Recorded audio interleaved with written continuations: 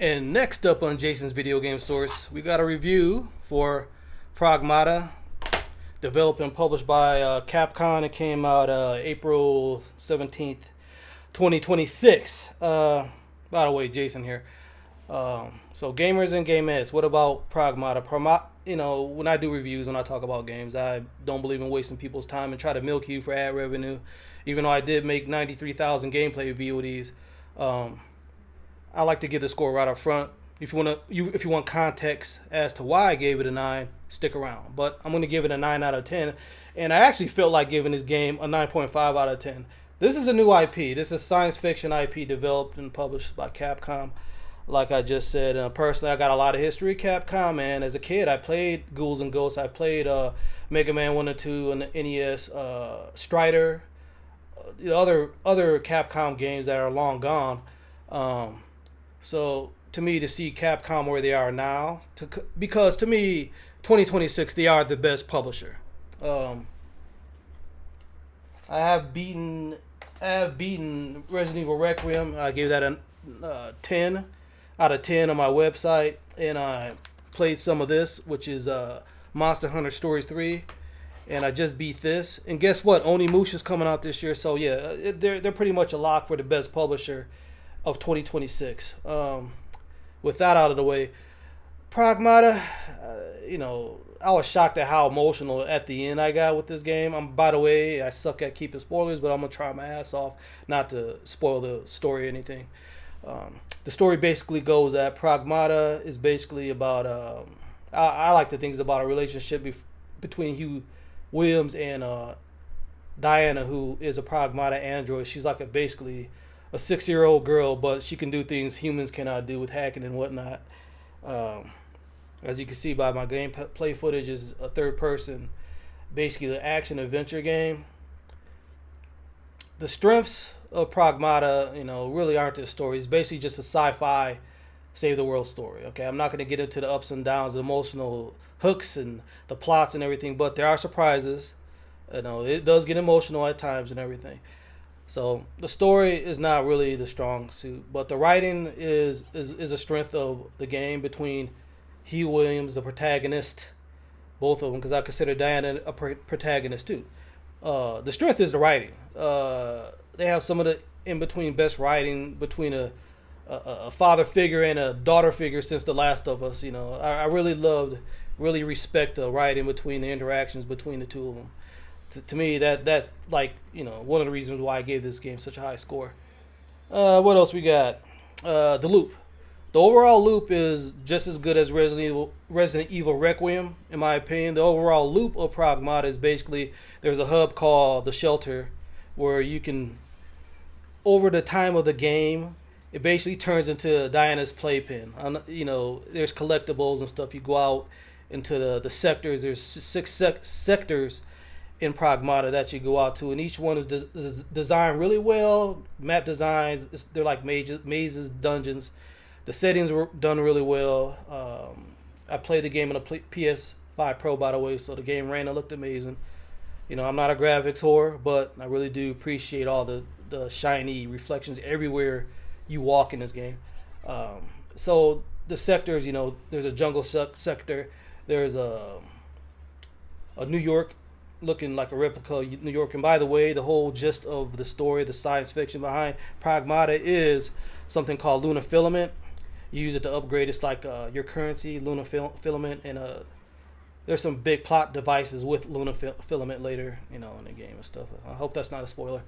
So the loop is amazing. You go to the Shelter where you can upgrade your weapons, abilities, mods, hacking those for Hugh Williams. And basically, you go out, you collect these things, you collect weapons, and there's red zones within the world. The designs are really well. There's a tiny bit of Metroidvania within the levels, where as the game progresses, Diana, she unlocks various powers where she can go here. You see where you can't go because of these Luna Filament, clusters, and these masses are, and they're blocked. But as the game progresses, you can go there and stuff. So it's a little bit of tiny bit of Metroidvania also in this game. The main gameplay mechanic is hacking and shooting. Now, by the end of the game, I was hacking and shooting at the same time. But in the beginning, it feels a little clunky, a little weird, because Diana doesn't have all the. But the thing about Pragmata is that it's actually pretty easy. The difficulty is actually pretty easy in the first half of the game, so they kind of ease you in naturally of the gameplay mechanics and stuff with the hacking. Hacking's like Diana. Hacking is 100% Diana. That's why I call her protagonist too. It's like the little Tetris blocks with these hacking nodes you can get, upgrade, and lock, and put them in as your loadout. And she can hack. She can heat up enemies. She can open up the weak points of the bots easier and stuff. And Hugh, there's different weapons to collect. And by the way, I was worried about if the bots were all going to be samey and stuff. They really aren't. There's all types of ways to beat these bots, and the bosses were all pretty decent. Some were like replicas of each other in a, like the sector guard. There's fight a couple of those, or But no, the game is high quality. It's a high quality as game. If have you ever played Binary Domain? You probably played The Last of Us. Have you played Metal Gear Rising: Revengeance? Think of these type of games. They're like special linear games. Sometimes they sell a lot, sometimes they don't sell a lot, but they're really solid and they're memorable. End up turning into cult classics. I could see people easily, saying that Pragmata got robbed at the Game Awards in 2026. I could see it. I could see it after beating it. So it's a high quality product. The presentation, there were no bugs or glitches or anything. The game ran great, looked great on the PlayStation 5 Pro. Near the last quarter of the game, the crescendo of it, I should say, with the final bosses, the combat sequences, everything. The game's top tier at the end. The last section of the game is amazing. It's emotional. It's amazing, and this might be a spoiler, but have you ever played Titanfall 2? The ending. Remember the ending of Titanfall 2? Okay. That's why I'm really like putting Pragmata up there. So it took me about 15 hours to beat this game. I explored quite a bit, did a lot of side content. Like I said, there's these challenge areas called red zones that you can unlock more materials and stuff. Because everything you find out in the world of the great gameplay loop, you bring back to the shelter. And at first it's like this sterile sci-fi looking area. Then later on, you can play music and stuff. And by the way, I did actually buy the DLC. I hardly ever do that. I bought the DLC. It has like more music and collectibles in the database and stuff. You could go to the shelter. Think of the Dark Souls bonfires times 100. It's like the shelter is another like main mechanic of the entire game, hands down. Because as you go out and explore in sectors, you can like unlock these escape hatches and stuff, which immediately could bring you back to the shelter. Besides, using the tram and everything. So yeah, got that. Enemy varieties really good. Ways of beating the enemies are good. Like you gotta you really use Diana's ability to really hack and to buff and debuff, not buff, but debuff the enemies. So Hugh Williams could really go at it with crit strikes and stuff. He has special abilities himself too. He could use all the type of guns that can ensnare enemies. It can, there's missile launchers. There's all types of weapons. It's very science fiction, which is what I like. So at first it felt janky, but later on the combat really did feel crisp and ran really well and everything. Performed really well, and it was engaging. That's the main thing, because some developers they make a game and they shoot their load in the first 2 or 3 hours, and it's like the samey. Somehow Pragmata doesn't feel samey throughout the whole game, because it's they always introduce new enemies. They introduce more upgrades for Diana and Hugh, as the challenge progresses, towards the end of the game and everything. What else? So the bosses were pretty good. Oh yeah, this game has some Vanquish. Remember Vanquish? Has some of that energy too. It's just a fun, it's just a fun game. It has its great moments. Has its,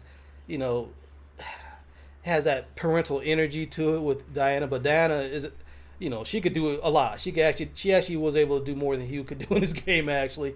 No, so it's one of those games that surprised me with the emotional aspect of it. You know if that makes sense? Because you would think it's just gonna be a cheesy science fiction video game like you played before, right? But nah, man, it's pretty good, pretty good. And you know, I don't know if Capcom's ever gonna make a sequel to this game, but I could see gamers immediately crying for a sequel.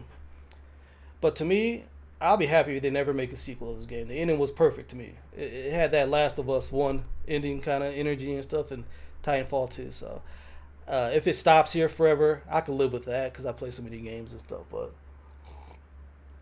I know, branding. What else we got? Yeah, by the way, everything's off the top of my head with these reviews and impressions, but I also write down little notes and stuff. So yeah, man, REMs. When you're out in the sectors, you collect these REMs, which are like, because keep in mind the whole game is about lunar filament and printing. So you can print buildings, you can print cars.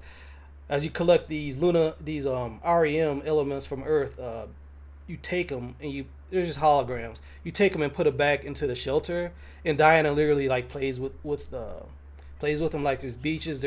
She has like a hideout, and she draws huge pictures. It's like that. The interaction can't emphasize enough the interactions between Diana and He Williams in this game. I mean, Capcom did a tremendous job with that. It never got old, and they always introduced something. Whether Diana wants to play basketball, whatever you collect and bring back to the shelter, Diana interacts with it, and these are like presents for her, and it transforms the shelter from a sterile environment, science fiction environment, to a playground for like your daughter, basically. It's amazing. So the bosses were all pretty unique. They're big, action set piece sequence bosses and stuff and whatnot. They weren't that challenging. I think I might have died once ever from a main boss fight in this game. But it's a solid game. I don't know what else to really say. It's a solid game. It doesn't have a lot of negatives to me at least. It does have a lot of negatives, other than maybe the pacing was a little too easy difficulty wise. So I guess you could say that was a negative. A little too easy early on, the first quarter. Then it kind of might ramp up too hard for some players at the last part, because it gets really crazy at the end of it and everything. But I don't know, man. That's about it. I'm gonna give PRAGMATA a 9 out of 10. And what else? Oh yeah, JasonsVideoGameSource.com is my platform. So if you want to help me out directly, I got a lot of plans for that still. I've been doing that for 4 years. Got a lot of plans for the website, and make sure you check out Bobby Vegas Gaming, who's actually my older blood brother. He talks to everybody on his streams. He's the best streamer on earth. He tries to talk to everybody on his streams. He puts that time in and that effort, And he's older than me, and I'm old. Okay, we're Generation X, so we're old gamers and stuff. So that's about it. Expect what's next? Saros is next, which is like a PlayStation 5 exclusive coming up. For context, people, I'm always like behind in games. This is from this year, just the physical games I bought that I'm behind on and making VODs, because that's what Jason's Video Game Source is about. It's about making VODs and thousands of them. I'm always gonna be have these backlogs and stuff. I try to play some of the bigger, most popular games that I think everybody's playing. I'm more of a single player guy. I play some multiplayer too, but that's a whole different machine right there, the multiplayer. So, gamers and gamettes, I appreciate you for stopping by Jason's Video Game Source YouTube. And that's about it. I'll see you in the next one later. And that concludes the review for PRAGMATA, developed by Capcom, released on all current gen systems, even the Switch 2, by the way. Released April 17th, 2026. Later.